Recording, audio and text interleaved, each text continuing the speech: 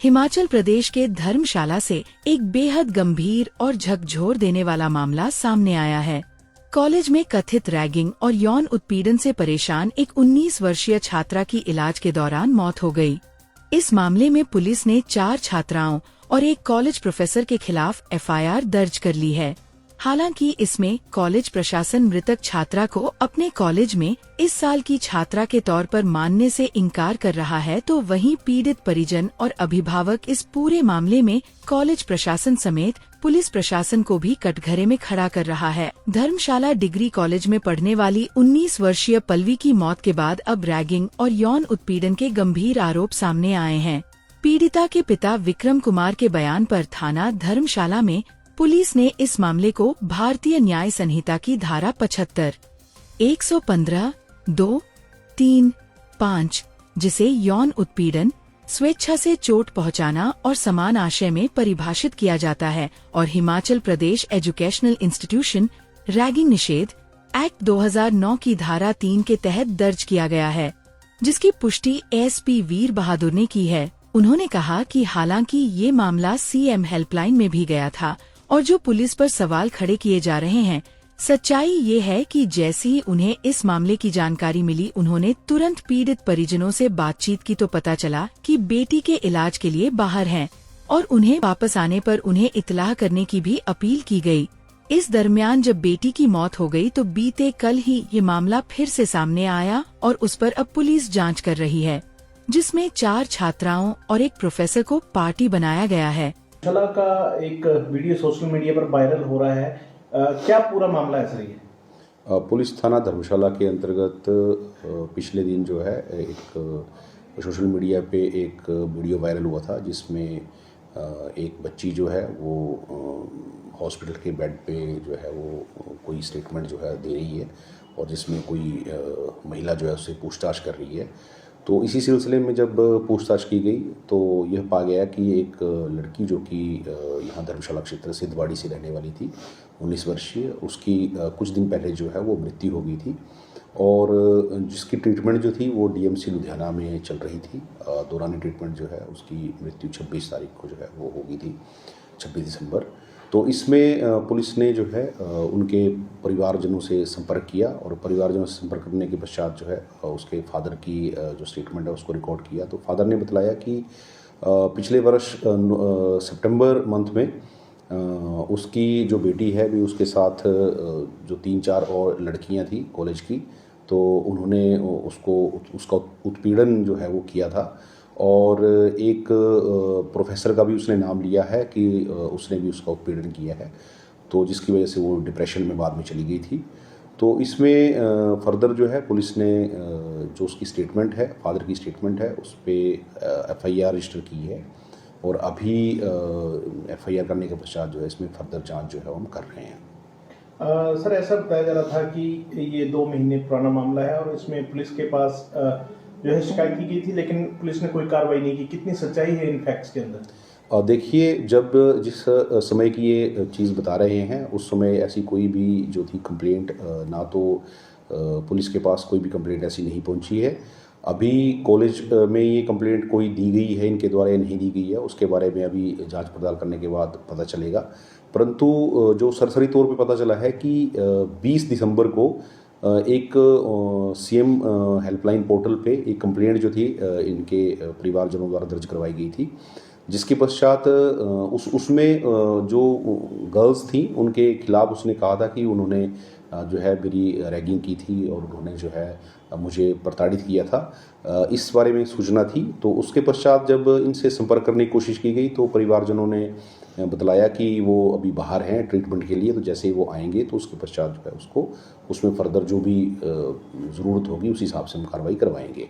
तो इसमें पुलिस की टीम ने, जो पुलिस का आईओ था, तो उसने कॉलेज में जो प्रोफेसर्स थे, जो लड़कियां थी, जो लोग थे, उनके भी बयान रिकॉर्ड किए थे, परंतु उसमें उस दौरान जो था ऐसा कुछ भी नहीं पाया गया था, क्योंकि परिवारजनों से बात करने के पश्चात उसकी सच्चाई पता करने और कौन कौन से लोग इसमें इन्वॉल्व थे इसके बारे में कोई जानकारी जो है उपलब्ध नहीं थी। तो इसके लिए उसका इंतज़ार किया गया। अभी जैसे पता चला जब ये वीडियो वायरल हुए हैं उसके पश्चात जो है पुलिस ने संपर्क किए परिवारजनों से, तो परिवारजन घर पे पाए गए और उन्होंने फिर उसके बाद बयान लिखवाया है, जिसके बाद ये एफआईआर दर्ज जो है वो हुई है। अभी सर किन लोगों के खिलाफ जो है वो एफआईआर दर्ज की गई है और किन धाराओं के अंतर्गत जो है ये मामला जो है पंजीकृत किए गए? इसमें मैं बतलाना चाहूँगा कि 4 जो है वो लड़कियां हैं जिनका उसने नाम जो है उसमें लिया है, और एक जो प्रोफेसर हैं उनके ऊपर जो है ये एफआईआर दर्ज की गई है। और इसमें भारतीय न्याय संहिता की विभिन्न धाराओं में और जो हमारा प्रोहिबिशन ऑफ रैगिंग एक्ट है तो उसके अंतर्गत जो है इसमें एफआईआर दर्ज की गई है। तो सर अभी इसमें पुलिस ने किसी जो आरोपी हैं उनसे कुछ पूछताछ जो है वो की गई है, और परिवार से भी अभी बातचीत हो पाई है? अभी देखिए, क्योंकि परिवार अभी सदमे में है, उनसे तो ऑब्वियसली हमने बात की है, और जैसे जैसे अभी जो भी नाम उन्होंने लिए हैं उनकी पहचान और उसमें फर्दर इन्वेस्टिगेशन करना जो है बाकी है, क्योंकि पिछले कल ही ये शाम को एफआईआर हुई है परिजनों के बयान पे। तो आज जो है इसमें फर्दर जो है कार्रवाई की जाएगी, इनकी स्टेटमेंट्स रिकॉर्ड की जाएंगी। इसके अलावा जो भी वीडियो हैं किस किस के सामने बयान दिए गए हैं तो उनको भी शामिल जो है इन्वेस्टिगेशन में किया जाएगा, ताकि जो तथ्य हैं उनकी पूरी तरह से छानबीन की जा सके। सर धर्मशाला कॉलेज की छात्रा बताई जा रही है, लेकिन कॉलेज प्रशासन इसको डिनाई कर रहा है कि अभी वर्तमान में ये कॉलेज की छात्रा नहीं थी। इस संबंध में क्या जानकारी आप लोगों? देखिए, क्योंकि पिछले कल ही ये एफआईआर दर्ज हुई है, तो अभी इसके बारे में जो भी चीज़ें चल रही हैं सोशल मीडिया में उनको वेरीफाई करना जो है बहुत आवश्यक है। तो पूरी तरह से जांच करने के पश्चात ही हम किसी निष्कर्ष पे पहुंचेंगे कि क्या मसला था, क्या बात हुई थी या क्या नहीं हुआ था। वहीं मृतक छात्रा के पीड़ित पिता विक्रम ने इस पूरे मामले में कॉलेज प्रशासन, पुलिस प्रशासन और समाज की सोच पर ही सवाल खड़े कर दिए हैं। उन्होंने बताया कि जिस कॉलेज में बेटी को पढ़ाने भेजा वहां न केवल कॉलेज की छात्राओं ने उसके साथ दुर्व्यवहार किया, बल्कि प्रोफेसर तक ने उसे टॉर्चर करने में कोई कसर नहीं छोड़ी। उसे जातिसूचक शब्द कहे गए। बेटी मानसिक तौर पर इतनी प्रताड़ित हुई कि आज वो इस दुनिया को ही अलविदा कह गई। ये बेहद निंदनीय घटना है। आज अगर इस पर कड़ा संज्ञान नहीं लिया गया तो निकट भविष्य में दूसरों की बेटियां भी इसी तरह से प्रताड़ित होती रहेंगी और उन्हें न्याय मिलेगा कि नहीं, इसकी कोई गारंटी नहीं। उन्होंने पुलिस से भी नाउम्मीद होने की बात कही और कहा कि शुरुआती दौर में उन्हें भी इस मामले को सीएम हेल्पलाइन तक ले जाना पड़ा। अगर यहाँ पुलिस मुस्तैद होती तो शायद ऐसा न होता। और बेटी मेरी की कॉलेज में रैगिंग हुई है, उसको जाति वाती को भी बोलते थे, टूल कास्ट के लिए बोलते थे, उसको एससी की, तेरी एससी कास्ट है बोला, जिसने सरों ने भी हरासमेंट किया और बच्चों ने भी किया उसको, और उसकी रैगिंग भी की। और जो शौक सर है उसने भी गलत काम जो किया हुआ उसमें, है ना। वो बेटी मेरे को बता के भी गई और बताती थी मेरे को, बोला पापा ऐसी सी बात हुई है बोले मेरे साथ। फिर मैंने बच्चे को बोला कोई बात नहीं, अभी तो तू स्टेबल हो, अभी तो कोई इस बारे में बात मत कर, तो ठीक हो जा, कोई बात नहीं।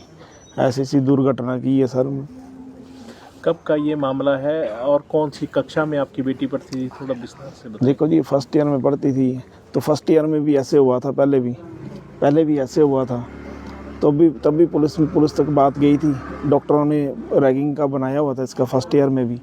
तो पुलिस आई हुई थी वहाँ पर, तो मेरे को बोला कि करनी कार्रवाई। तो मैंने उधर थोड़ा सा मैं चुप हो गया था। मैंने बोला बच्चा वो भी पढ़ने वाला, ये भी पढ़ने वाला, तो इसको यहीं बंद करते। और प्रिंसिपल से जाके बात की थी मेरी वाइफ ने और मेरी बेटी ने और ख़ुद ने, हमने जाके उनसे बात की थी। तो बोलते हम करते, बोला इसका बोला। मैंने उनकी कमेटी से बात की थी, बोलते सर ने बोला करते।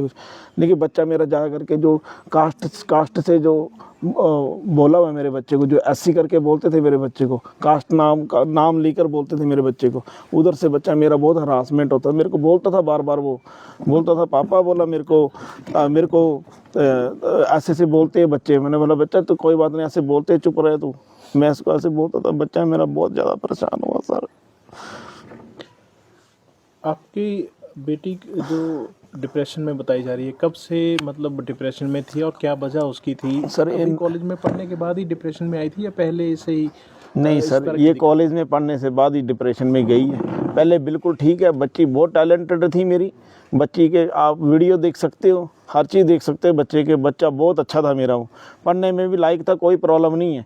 लेकिन ये जो नंबर, इसका एक नंबर जो कम आया हुआ था, वो भी नंबर ये डिप्रेशन के कारण ही हुआ। ये बच्चा मेरा हरास हो रहा था कॉलेज में, पूरा हरास हो रहा था। जो ये गलत काम जो ये प्रोफेसर ने जो किया हुआ है, ये इनकी वजह से हुआ। कोई जाति वाती का बोलते थे, बच्चा मेरा पूरा हरासमेंट था। कोई बच्चे के साथ ऐसा, बच्चा अंदर अंदर से दब गया सर मेरा।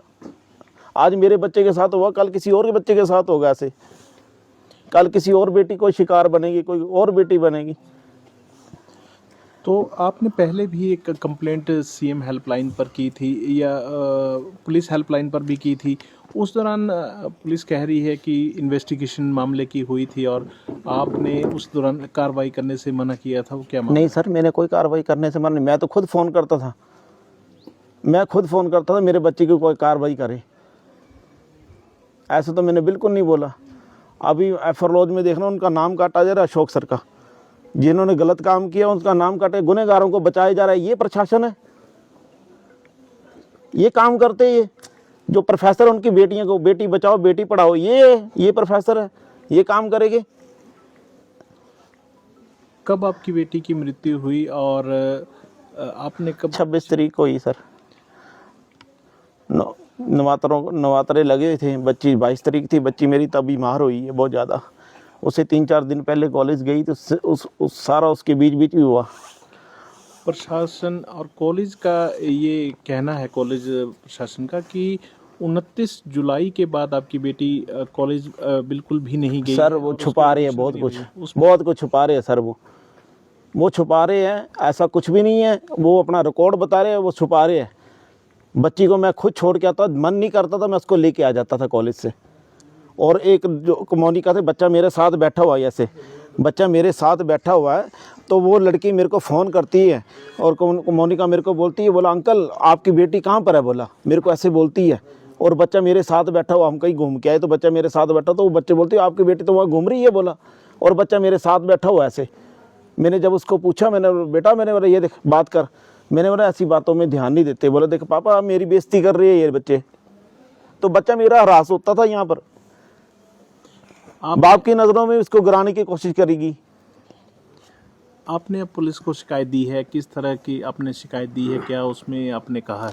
देखो जी, पहली बात तो मेरे बच्चे के बयान है, उसने खुद दिए हुए हैं, ठीक है जी। जो मेरे बच्चे के साथ जो कुछ हुआ है उसने खुद दिए, और इतने दर्द में दिए, और हमने देखा हुआ टाइम मेरे बच्चा कितना तड़फा हुआ है। और बच्चे इतना तड़फा हुआ कि पूछो मत। अब आपकी क्या मांग है, क्या कार्रवाई आप क्या चाहते हैं? सब मैं इंसाफ चाहता हूँ। आज मेरे साथ हुआ, कल किसी और की बेटी ना आएगी, कहीं और की बेटी कब तक बेटियां मरेगी? किस तरह की कार्रवाई चाह रहे हैं आप वहाँ? सर सख्त से सख्त कार्रवाई होनी चाहिए अशोक सर के ऊपर और जो लड़की हैं उनके ऊपर। और रही जो एफआर करी हुई है, वो कल पूरा लिखेगी। आज वो बोलते वो अशोक को बाहर ही निकाल दिया। वो बोला, आपको किसने बोला कि अशोक को बाहर? मैं देख रहा था अभी, बता रहे थे मेरे को, बोला वो निकाल दिया। वो बोला उसको, बोला उसका तो किसी लिस्ट में नाम नहीं है। बोला एफआईआर जो कॉपी है उसमें तो उनका नाम है सर। वो गुनहगार है, वो बिल्कुल गुनहगार है। उसको सजा मिलनी चाहिए। जो बच्चे को जाति वाती के लिए भी बोलता था, और साथ में बच्चे को इतना बड़ा उसने किस्सा किया। जो बच्चा बिल्कुल डिप्रेशन में गया, बाद में स्टेबल नहीं हुआ। और कभी हम टांडा में जा रहे हैं, कभी हम सिटी में जा रहे हैं, कभी हम वहाँ पर पठानकोट में जा रहे हैं, यहाँ घर में लेके आया। यहाँ से सीधा मैं उसको डीएमसी लेके गया हूँ, डीएमसी से फिर मैं अरुण वर्मे के पास लेके गया हूँ। उसके बाद बच्चा स्टेबल करके मैं घर में लाया हूँ। 2 दिन के बाद, 10 दिन यहाँ रहता, 2 दिन के बाद बच्चा एक्सपायर हो जाता है। फिर भी मैं पुलिस के पास गया। पुलिस के पास पुलिस से मेरे को वैसे भी उम्मीद नहीं रही थी सर। मैंने ऊपर किया फ़ोन, मैंने 111 में फ़ोन किया, तब जाके पुलिस आई है। उसमें मैंने सिर्फ एक जिक्र नहीं किया कि अशोक का जिक्र नहीं किया, बाकी मैं लड़कियों को जिक्र किया था। क्योंकि जो वीडियो थी मैंने रखी थी। मैं डरता इस चीज़ से भी डरता था कि मतलब कोई मेरे बच्चे को हॉस्पिटल में कोई कुछ कर ना दे, मेरे बच्चे को कुछ कर ना दे। मैं वीडियो इस करके मैं उसको शो नहीं किया, बिल्कुल नहीं शो किया उसको। उस चीज़ को मैंने छुपा के रखा। मैंने बोला मेरे बच्चा ठीक हो जाएगा तो मैं इसके बयान और ये वीडियो मैं सब कुछ दिखाऊंगा, तब मैं लोगों को जाके दिखाऊंगा कि मेरे बच्चा अब ठीक है, ये देखो मेरे बच्चे के साथ इन्होंने ऐसे किया। तो जो कार्रवाई अभी तक पुलिस की ओर से अभी की गई है, अभी तो बयान ही दर्ज हुए हैं, क्या लगता है आपको ऐसे जो है देखो सर, को लेके आप सख्त से सख्त कार्रवाई करनी चाहिए। ठीक है जी, किसी और बेटी के भी साथ ऐसे ना हो, मेरे बच्चे के साथ हो, किसी और के साथ भी ना हो, सख्त से सख्त कार्रवाई कीजिए। आज ऐसी करके बच्चों को दबाया जाता है और बच्चों को गलत बातें बोली जाती है। बच्चे यहीं से तो मरते हैं, कहाँ से मरते हैं? इन्हीं बातों से मरते हैं। यहीं से डिप्रेशन में, यहीं से थोड़ा करके आगे बढ़ते हैं आगे। फिर क्या करेंगे बच्चे, बताओ। कॉलेज प्रशासन कह रहा है कि कोई रैगिंग का मामला आपने दर्ज नहीं करवाया सितंबर की। सर मैंने, देखो जी, पहली बात तो मेरे को अपना बच्चा स्टेबल करना था। जब मैंने पुलिस से बात की, बोला अपने बच्चे को ठीक करो, सब कुछ देखते हैं, बोला अपने बच्चे को ठीक करो, सब कुछ देखते हैं, बोला मैं ठीक है, मैंने बच्चे की तरफ ही लगा रहा। 111 में मैंने कॉल की है, जिससे पुलिस वाले आए जो अपनी पूरी कार्रवाई करके यहाँ पर आए हैं। यहाँ पर उन्होंने मेरे से साइन लिए, उन्होंने मेरे को ये बोला कि बोला बच्चे के बयान हो गए। वो अंदर गए, बच्चे को देखा, बोला भाई मैं इंसाफ करूँगा जो भी होगा। तो उन्होंने 100 मेरे से साइन लिए, बोलते बच्ची ठीक हो जाएगी, बयान दे देगी। तो बोला आपका मैं पेंडिंग रखता हूँ, बोला ये पेंडिंग रखता हूँ, बोला जब तक बच्चा बोला बयान देगा, बोला फिर बोला आगे की बोला कार्रवाई जो की जाएगी, बोला। और अशोक, जब मैंने उनको वीडियो दिखाने की कोशिश, बोला सर बोला इसको बंद करो, बोला ये मुझे नहीं पता मैटर, मैं ऊपर करके आ गया हूँ, बोला अपना जो भी करना था, बोला मैं अपनी कार्रवाई जो है करके आ गया हूँ, बोला। और वो ऊपर उस कॉलेज में पूछ के आगे हो गए किसी को। आप ये आरोप लगा रहे हैं कि पहले जो आपके बयान कलमबद्ध किए गए हैं पुलिस की ओर से, जैसा आपने बताया उस तरह से नहीं किए गए हैं। ऐसा भी है कि जो बयान आपने पहले दिए हैं उसको पुलिस ने एज इट इज़ लिखा था, या आपको वही चीज़ बताई गई है कि? देखो जी, ऐसा है कि मेरे सामने तो जो बयान लिखे हैं, मेरे सामने उन्होंने ये लिखा, अशोक के लिए लिखा हुआ है, अशोक के लिए लिखा हुआ है, और लड़कियों के लिए वो लिखा हुआ है, वो लिख रहे थे आगे। अगर वो कुछ तथ्य छुपाते हैं तो अब क्या कर सकता हूँ मैं तो नियत्ता हूँ बिल्कुल ही। मेरे बच्चे को इंसाफ मिलना चाहिए, सबको मिलना चाहिए।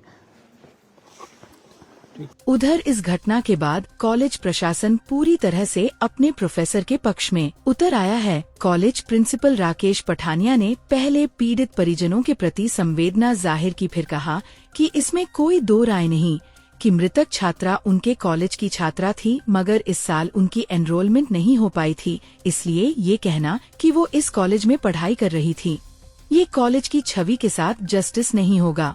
वहीं उन्होंने कहा कि क्योंकि छात्रा पिछले साल ही फर्स्ट ईयर में 3 सब्जेक्ट में फेल हो गई थी और बार बार विभाग के प्रोफेसर के पास जाकर सेकेंड ईयर में एडमिशन का दबाव बना रही थी, जो किसी भी लिहाज से नियमों के तहत नहीं था, ऐसे में वो कॉलेज से चली गई और न फर्स्ट ईयर में एडमिट हुई न सेकेंड ईयर में, मगर दोबारा जुलाई महीने में कॉलेज में नजर आई और उसके बाद सितंबर में फिर चली गई। इसलिए फिलहाल रेगुलर स्टूडेंट के तौर पर उस छात्रा का कॉलेज से कोई नाता नहीं है।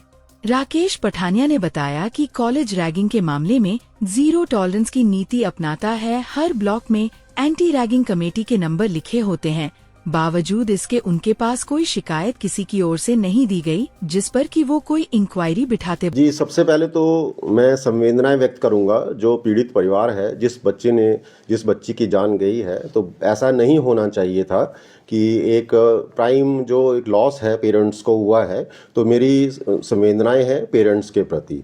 और दूसरी बात जो है, मीडिया में जैसे आपने प्रश्न पूछे हैं, इस सारे प्रकरण में 3 मतलब अलग अलग पहलू हैं, जिसमें सबसे पहला पहलू जो है, पहले मैं थोड़ा सा जो लड़की है उसके बारे में, जो एडमिशन है उसके बारे में बता दूं। पिछले वर्ष ये बीए फर्स्ट ईयर की हमारे महाविद्यालय की छात्रा थी और इस वर्ष मतलब पिछले वर्ष ये फेल हो गई, जिसमें 3 विषयों में ये उत्तीर्ण नहीं हो पाई। और ये जो टीचर्स हैं, ज्योग्राफी के जो हमारे टीचर्स हैं, उनके पास गई कि मैंने सेकेंड ईयर में एडमिशन लेनी है, लेकिन उन्होंने इसको गाइड किया कि आपकी सेकेंड ईयर में एडमिशन नहीं होगी, आपकी रूल्स के अकॉर्डिंगली फर्स्ट ईयर में ही एडमिशन होगी। तो थोड़ा सा ये डिस्टर्ब थी, क्योंकि रिजल्ट आने के बाद हर कोई बच्चा जो फेल होता है वो थोड़ा सा डिस्टर्ब होता है। तो ये लड़की बार बार जो है टीचर के पास गई इसी बात के लिए, बार बार। और जो अशोक जी जिनका ये नाम ले रहे हैं, उन्होंने भी इसको बोला साथ में, मतलब वो सारे इकट्ठे थे कि आपको बेटे बात समझ नहीं आ रही है, आपका जो रिज़ल्ट है वो फेल है, तो आपको यूनिवर्सिटी रूल्स के अनुसार फर्स्ट ईयर में एडमिशन जो है वो मिलेगी। तो वो लड़की थोड़ी सी मतलब वहाँ से चली गई और फिर वो दोबारा जो है महाविद्यालय में नहीं आई। तो जो रैगिंग का मामला था, और रैगिंग के मामले में एक चीज़ और मैं बताना चाहूँगा कि उस लड़की ने एडमिशन जो है सेकेंड ईयर में तो उसको मिलनी नहीं थी, तो ना ही उसने फर्स्ट ईयर में एडमिशन ली। 29 जुलाई तक वो कुछ दिन जो है महाविद्यालय में आई थी और सितंबर जो है उसके बीच में वो नहीं थी महाविद्यालय पर में। लड़की के पिता का बार बार ये भी कहीं ना कहीं बात सामने आ रही है कि उन्होंने जो है कई बार जो है कॉलेज में भी शिकायत की बात की कही है, और उन्होंने ये भी बोला है कि कुछ छात्राएं हैं जो उसकी बच्ची के साथ मारपीट भी करती थी और उसको जो है प्रताड़ित करती थी।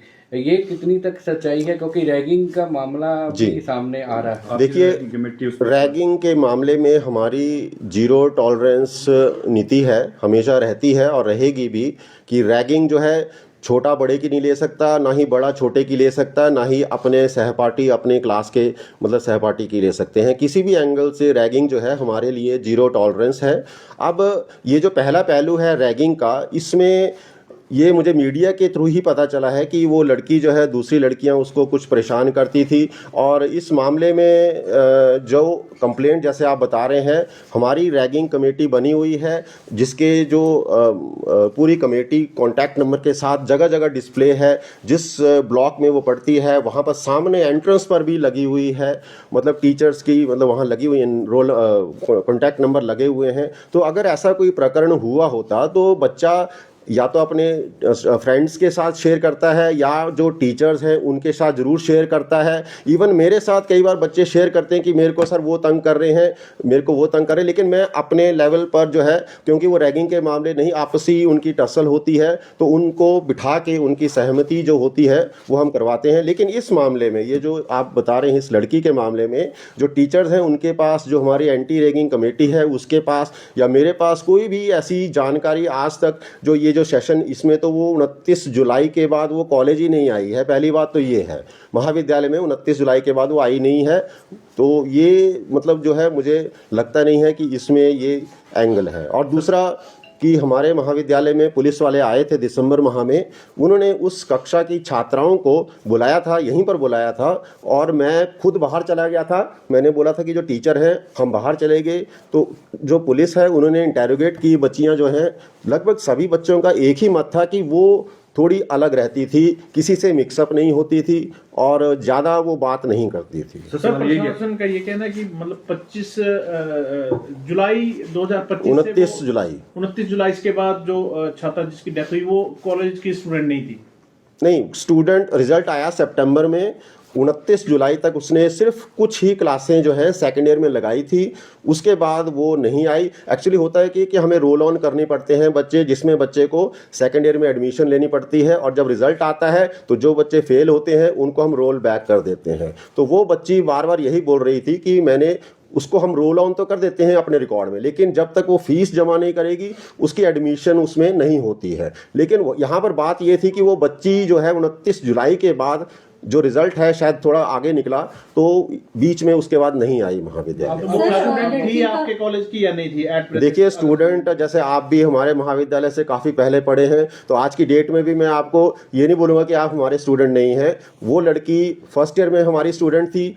इस वर्ष वो टेक्निकली उसने फीस जमा नहीं की थी, तो वो हमारी स्टूडेंट नहीं थी। वहीं कॉलेज में भौतिक विज्ञान के सह प्राचार्य और प्रोफेसर यूनिट के अध्यक्ष विक्रम श्रीवत्स ने भी इस मामले में आरोपी बनाए गए अपने कॉलेज के प्रोफेसर अशोक का पक्ष लेते हुए कहा कि हालांकि इस पूरे घटनाक्रम में उनकी संवेदनाएं शोक संतप्त परिवार के साथ हैं, मगर जमीनी हकीकत ये है कि जो आरोप उनके कॉलेज के प्रोफेसर अशोक पर लगे हैं वो सरासर निराधार हैं। उसकी वो भर्त्सना करते हैं और इस मामले में वो अपने प्रोफेसर के साथ खड़े हैं। देखिए, कल हमें फेसबुक वगैरह जो सोशल मीडिया है वहाँ से इस वेरी दुखद जो समाचार है वो हमें मिला, और आज जो कि वो प्रिंट मीडिया में भी पब्लिश हुआ है।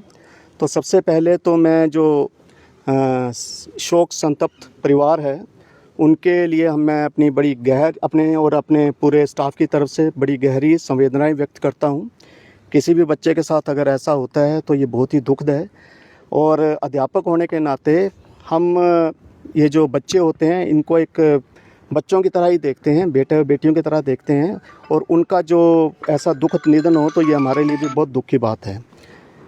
दूसरा जो मीडिया में जो सर्कुलेट हुआ है उसमें कुछ चीज़ें जो हैं वो हमें बड़ी तर्कहीन भी लग रही हैं और तथ्यहीन भी लग रही हैं। तर्कहीन इसलिए क्योंकि ये जो छात्रा जो दुखद जिसका निधन हुआ है वो छात्रा पिछले साल यहाँ के स्टूडेंट थी, इस वर्ष वो स्टूडेंट भी नहीं थी। पिछले वर्ष जब उसका रिज़ल्ट आया तो वो दुर्भाग्य से अनुत्तीर्ण हो गई और अनुत्तीर्ण होने के कारण वो अगले वर्ष जो है उसको यहाँ पे एडमिशन नहीं मिला। तो ये जो इस वर्ष पहली जो तथ्य ये है कि इस वर्ष वो इस संस्थान की छात्रा ही नहीं है। दूसरा ये कि उन पे जो आरोप लगाए गए हैं वो आरोप जो हैं वो एक तार्किक नहीं है। वो इसलिए क्योंकि हमारा जो कॉलेज है उसमें बहुत ही स्ट्रॉन्ग मैकेनिज़्म है। ऐसे कोई भी इशू आए, चाहे एंटी रैगिंग का जिसे आया, चाहे बैड टच का आए, चाहे कोई कास्टिस्ट रिमार्क का आए, ये सारे जो इश्यूज़ हैं इनको एड्रेस करने के लिए बहुत ही स्ट्रॉन्ग मैकेनिज़्म है। और ये हमने जितने भी अपने रिकॉर्ड देखे हैं उन रिकॉर्ड के हिसाब से ऐसा कोई भी इशू जो है वो कॉलेज प्रशासन के ध्यान में नहीं लाया गया। तो अगर ऐसा कोई इशू होता है तो पेरेंट्स भी बड़े एजिटेटेड होते हैं। तो पेरेंट्स अगर एजिटेटेड हों तो वो भी कॉलेज को संपर्क करते हैं। तो ना तो पेरेंट्स की तरफ से ना उस छात्रा की तरफ से ऐसा कोई मुद्दा जो है वो कॉलेज प्रशासन के ध्यान में लाया गया। और ऐसा लगता है कि ये जो बाद में दिसंबर में शायद सीएम हेल्पलाइन पे आने के बाद ये जो इशू उठा है, हो सकता है कि वो बच्ची जो अनुत्तीर्ण हो गई थी वो कुछ इश्यूज़ में कुछ मेडिकल इशू या कोई ऐसा इशू अगर कोई रहा होगा उसके कारण वो शायद अपना जो एक मानसिक पॉइस होता है उसमें उसको कुछ रोक आई होगी। तो उसके कारण वो पेरेंट्स भी शायद वरीड होंगे और उस वरीनेस में वो जो हैं वो कुछ ऐसे आरोप लगे हैं। हमें बड़ा खेद है इस चीज़ का कि ये सारा हो रहा है और जिसमें हमारा प्रशासन भी इन्वॉल्व है और उस बच्ची की दुखद मौत हुई। तो अभी जैसे आपके एक साथी पर आरोप लगे हैं, उस पक्ष पर आपका क्या कहना है? देखिए, वो जो हमारे साथी हैं वो 2006 से कॉलेज सेवाओं में हैं, कॉलेज में पढ़ा रहे हैं। उससे पहले वो स्कूल में भी रहे हैं और इतना लंबा उनका जो अनुभव है, अध्यापन का जो अनुभव रहा है, उसमें उनका जो रिकॉर्ड है वो बिल्कुल निष्कलंक है। तो इसलिए हम ये किसी भी रूप में ये मानने के लिए तैयार नहीं है कि ऐसा अध्यापक कर सकते हैं। आप अगर कोई ऐसा करते हैं तो बाकी जो बच्चे होते हैं उनसे भी आप फीडबैक ले सकते हैं। ऐसा कोई भी इशू बच्चों से भी आप पूछ सकते हैं। ऐसा कोई भी उनका कोई ऐसा रिकॉर्ड नहीं है। तो इसलिए हमें ये इसका बड़ा दुख हुआ कि ऐसे ही, और थोड़ा सा मैं मीडिया के साथियों से भी बड़ा विनम्र और बड़ा एक रिस्पॉन्सिबल रहने को मैं कहूँगा कि आप भी प्लीज़ कोई भी अगर ऐसा नैरेटिव चलता है तो उसको पहले पूरी तरह से उसको वेरीफाई करके आप चलाएं। आपका सब हमारा बड़ा विनम्र निवेदन है। प्रोफेसर मोनिका मक्कर ने कहा कि इसमें वो 100% प्रोफेसर अशोक के साथ खड़ी हैं, इसलिए क्योंकि पिछले 2006 से वो इसी कॉलेज में बच्चों को पढ़ा रहे हैं और आज दिन तक उनका किसी के साथ इस तरह तो क्या किसी भी तरह का कोई दुर्व्यवहार नजर नहीं आया। बहुत ही दुखद है ये। और आज मैं आपको कह दूं कि हमें छुट्टियां चल रही हैं और आप मेरे आसपास देख रहे हो पूरा कॉलेज स्टाफ यहाँ पर आया हुआ है सिर्फ सर के लिए, क्योंकि अशोक सर बहुत ही थॉरो जेंटलमैन हैं और उनका इतना अनुभव है अध्यापन का। उन्होंने बहुत ही सहजता से वो काम करते हैं। बच्चों से आप पूछें, स्टाफ से पूछें, किसी को भी कोई हम महिलाएं जितनी हैं, कभी भी सर ने मुझे लगता है ऊंची आवाज़ में तो किसी को कुछ कहा ही नहीं होगा। कितने सारी कमेटी के कन्वीनर्स हैं, जहां किसी को प्रॉब्लम होती है वो एकदम खड़े होकर हमारे आगे आ जाते हैं कि मैम आप रहने दो, मैं ये काम कर लूँगा। और उनके लिए ऐसा सुनना, आप सोचोगे कि छुट्टियों में सारा स्टाफ कॉलेज आया है, तो ये दर्शाता है कि सर बिल्कुल 100% जो हैं दोषी नहीं हैं, उन पे गलत आरोप लगाए जा रहे हैं। कॉलेज में छात्रा के साथ दुर्व्यवहार के बाद मौत मामले में अब एबीवीपी की भी एंट्री हो गई है। एबीवीपी की प्रांत मंत्री नैन्सी अटल ने कहा कि इस पूरे मामले में वो पीड़ित परिवार के साथ हैं। उन्होंने पुलिस पर भी जिम्मेदारी से भागने का आरोप लगाया और कहा कि आपराधिक घटना के दौरान समय पर तो ये कार्रवाई करते नहीं। और अमूमन छात्रों के आंदोलनों में उनका दमन करने में जरूर आगे नजर आती। देखो, जो ये विद्यार्थी परिषद का जो मत है, इसमें विद्यार्थी परिषद इसकी कड़े शब्दों में निंदा करती है। पहले तो इस कैंपस में उस छात्रा के साथ 3 छात्राओं द्वारा रैगिंग करना, वो भी उसकी भी विद्यार्थी परिषद कड़े शब्दों में निंदा करती है। और जो प्राध्यापक पर भी इल्जाम इस चीज के लिए लगे हैं, उसकी भी विद्यार्थी परिषद कड़े शब्दों में निंदा करती है। और विद्यार्थी परिषद का मानना है कि इस पर निष्पक्ष जांच होनी चाहिए, जो भी दोषी है उसको कड़ी से कड़ी सजा मिलनी चाहिए।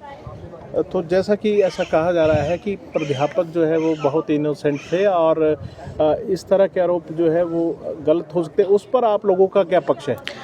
विद्यार्थी परिषद का पक्ष हमेशा से ही एक ही रहा है कि इस पर कड़ी से कड़ी कार्यवाही जो होनी चाहिए। अगर अध्यापक भी इसमें दोषी है, उनको भी सजा मिलनी चाहिए।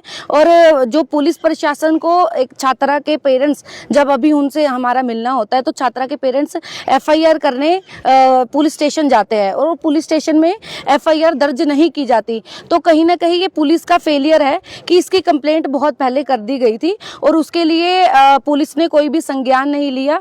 तो इस पे विद्यार्थी परिषद पुलिस प्रशासन की भी कड़े शब्दों में निंदा करती है कि वो क्राइम होने का वेट करते हैं कि जब हम देखते हैं कि जब हमारा स्टूडेंट मार्च हो रहा होता है तो शांतिपूर्वक वो मार्च चल रहा होता है, उस पर भी पुलिस द्वारा सिर्फ और सिर्फ लाठीचार्ज किया जाता है। कहीं ना कहीं छात्रों की आवाज दबाने का काम प्रशासन भी करता है और ये पुलिस भी करता है। और पुलिस क्राइम का वेट कर रहा है कि जब पहले ही उनको FIR कर दी गई थी, उस पर उन्होंने संज्ञान क्यों नहीं लिया।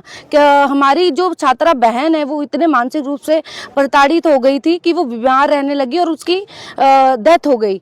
तो हमारा यही है कि इस पर कड़ी से कड़ी सजा, अगर कोई भी इसमें दोषी है उसको कड़ी से कड़ी सजा मिलनी चाहिए। जी, आप 2 बात कह रही हैं, एक तो पुलिस द्वारा कार्रवाई न करना, जबकि पुलिस ये कह रही है कि 20 दिसंबर को इस मामले में ऑलरेडी कार्रवाई की जा चुकी थी, इनक्लोजर रिपोर्ट भी इसमें दर्ज की गई थी। और दूसरा, कोई भी कार्रवाई है वो तो अपराध होने के बाद ही दर्ज होती है, उससे पहले तो किसी भी FIR तो देखिए, जो छात्रा का बयान आया है वो भी कंप्लेंट एक जो उन्होंने बोला है कि एक अध्यापक ने उनके साथ ऐसा किया। लेकिन जब जो हमारी छात्रा बहन है उसके जो पेरेंट्स वहां जाते FIR करने, तो वो 22 दिसंबर को यहाँ पे आते तो है, लेकिन उस पे जो छात्रा के साथ प्रताड़ना की जाती है, लेकिन उस पर कोई भी संज्ञान नहीं लिया गया। सिर्फ ये बोल देना कि पुलिस यहाँ आई और वो मामला दबा दिया गया। तो इसी के लिए मैं पुलिस की भी पुलिस के लिए कड़ी से कड़ी कार्यवाही जो उन्होंने नहीं की, इसके लिए उसकी कड़े शब्दों में निंदा करती हूँ।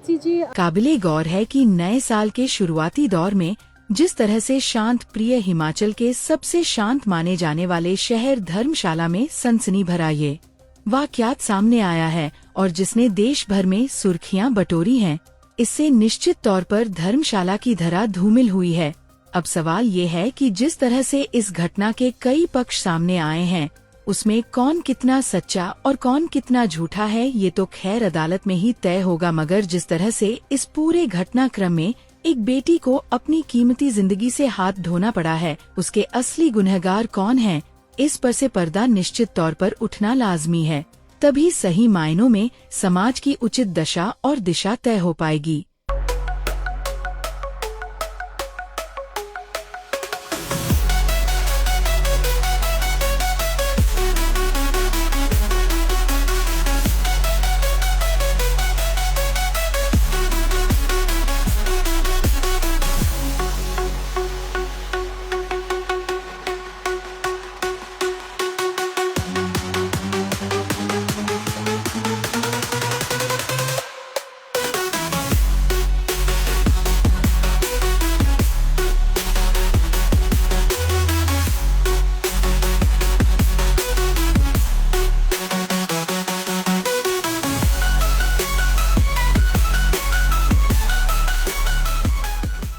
त्योहार की इस सुहानी सीजन में गोयल मोटर्स नेटवर्क की सोलन और शिमला स्थित नेक्सा शोरूम में पाई इंडिया की सबसे पसंदीदा गाड़ियों पर खास ऑफर। इग्निस, बिलेनो, फ्रॉन्स, जिम्नी और ग्रैंड विटारा जैसी शानदार गाड़ियों को खरीदने का साल का सबसे बेहतर वक्त। नेक्सा का खास ब्लैक एडिशन उपलब्ध है। सभी तरह की गाड़ियों से एक्सचेंज और अपग्रेड ऑफर भी। तो देर किस बात की, आज ही सोलन या शिमला में गोयल मोटर्स के नेक्सा शोरूम में पधारे और पाए कार खरीदारी का एक कभी ना भूलने वाला सुखद अनुभव।